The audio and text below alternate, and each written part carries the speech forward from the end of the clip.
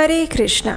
आप सभी को हरियाली तीज की बहुत सारी शुभकामनाएं। भगवान शिव और माता पार्वती का आशीर्वाद और उनकी कृपा हमेशा आपके ऊपर तथा आपके परिवार के ऊपर बनी रहे, ऐसी प्रार्थना हम करते हैं। आज आप में से बहुत सारी महिलाओं ने हरियाली तीज का व्रत भी रखा होगा और इसकी संपूर्ण तैयारियां भी पूर्ण कर चुके होंगे।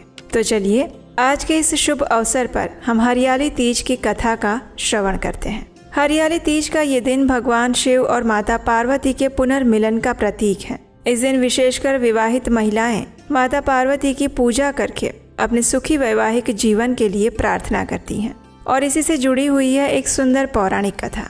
एक समय भगवान शिव और माता पार्वती कैलाश पर बैठे हुए थे, आनंद प्रमोद से बातें कर रहे थे और तभी बातों बातों में पार्वती जी ने पूछा, हे नाथ, आपसे विवाह करने हेतु मैंने कई व्रत किए, उसमें से कौन से व्रत के प्रभाव से मैं आप जैसे कृपा सिंधु जगतपति को स्वामी के रूप में प्राप्त कर पाई, मुझे ये बताइए। तब भगवान शिव ने माता पार्वती को उनके पिछले जन्म की याद दिलाते हुए कहा। उन्होंने कहा, हे देवी, बाल्यकाल में ही आपने पिता हिमालय और माता मैना के मना करने पर भी मुझसे विवाह करने की हठ ठान ली थी। मुझे प्राप्त करने के लिए आपने घोर तपस्या की। 12 वर्षों तक आप एक पैर पर खड़ी रही। कई वर्षों तक आपने अन्न जल त्याग दिया और केवल सूखे पत्ते खाकर जीवित रही। आपने मूसलाधार वर्षा में खुले आकाश के नीचे अपने दिन बिताए। आपने चेहरे पर मुस्कान लिए गर्मी की तपती धूप को सहन किया। सर्दियों की कड़ाके की ठंड में भी आपने अपने शरीर की चिंता नहीं की और इस प्रकार आपकी कठिन तपस्या देखकर आपके पिता आपके विवाह को लेकर चिंतित रहने लगे थे।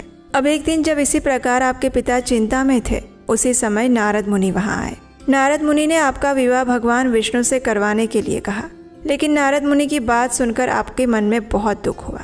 इस बात से दुखी होकर आपने सीधे अपनी सखी के पास जाकर रोते हुए उनसे कहा, हे सखी, मैंने तो सच्चे मन से ही भगवान शंकर को ही अपना पति मान लिया है, लेकिन मेरे माता पिता किसी प्रकार से मान नहीं रहे हैं। अगर ऐसा हुआ तो मैं अपना शरीर त्याग दूंगी। तब आपकी सखी ने आपको तपस्या करने का सुझाव दिया और फिर आप दोनों घर से निकलकर एक भयानक जंगल में पहुंचे। वहाँ एक सुंदर झरना दिखाई दिया। आप दोनों प्यासे थे, इसलिए आप दोनों ने उसमें से जल पिया और पास ही एक गुफा में चले गए। वहाँ आपने रेत का एक शिवलिंग बनाया और अन्न त्याग कर मेरी पूजा की। वहाँ अनेक प्रकार के वन पुष्प, बिल्वपत्र, केवड़ा आदि से मेरा पूजन किया और उस दिन श्रावण का तृतीय चरण था और हस्त नक्षत्र था। मैं आपके इस व्रत से अत्यंत प्रसन्न हुआ और वर मांगने के लिए कहा। तब आपने मुझसे यही कहा कि हे देवाधिदेव, अगर आप प्रसन्न हैं तो मेरे पति बने।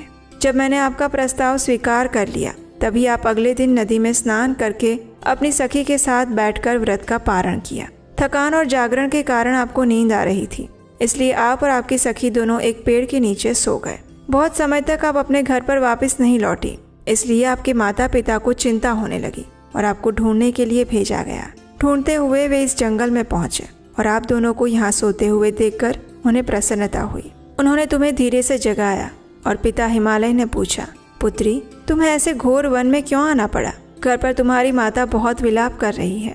तब तुमने अपने पिताजी से कहा, हे पिताजी, मैंने मन से भगवान शिव को अपना पति मान लिया है। अगर आप मेरा उनसे विवाह नहीं करेंगे तो मैं यहीं प्राण त्याग दूंगी। और आपकी इसी प्रतिज्ञा के कारण आपके पिता ने भी आपकी बात मान ली और आपको वापस घर लेकर आए तथा मेरे साथ आपका विवाह करवाया। हे देवी, कुछ लोग इस व्रत को हरतालिका व्रत कहते हैं, क्योंकि हरिता और आलिका सखियों ने आपको सहयोग दिया था।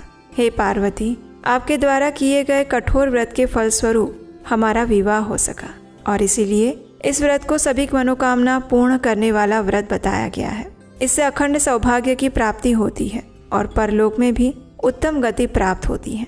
तो ये थी हरियाली तीज की विशेष पौराणिक कथा।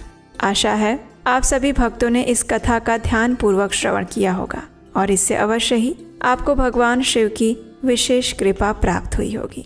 ऐसे सुंदर प्रमाणभूत पौराणिक कथाओं के लिए बार बार यहीं पर आते रहिए आपके अपने चैनल उपदेशाष्टकम पर, और जाने से पहले इसे सब्सक्राइब अवश्य कर लीजिएगा। आज का वीडियो अच्छा लगा है तो उसे लाइक करके शेयर कीजिएगा। हरे कृष्णा।